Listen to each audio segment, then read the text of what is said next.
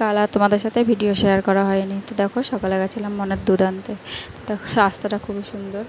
তো এই যে সকালে কিছু কাজকর্ম সেরে তো চলে গেছিলাম দুধ আনতে, কারণ মাম্মাম সকাল সকালে উঠে পড়ে। তো মাথা টাথা কিছুই আসতেনি, যেমন ভেবেছিলাম চলে গেছে। তো তারপরে এই যে ওখানে সকালে কালকের কিছু ভাত ছিল, সেটা খাবার জন্য আলু ভাজা করেছি।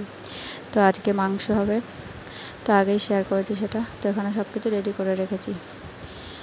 তো আলুটা হালকা ভাজা করে রেখে তুলে রেখেছি।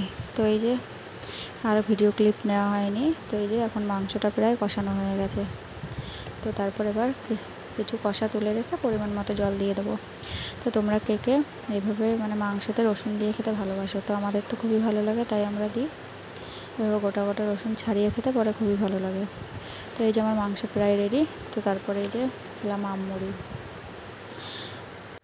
আমুড়িটা সন্ধ্যাবেলা খেয়েছি। তো এই যে আমার মাম্মামও খাচ্ছে আমার সাথে।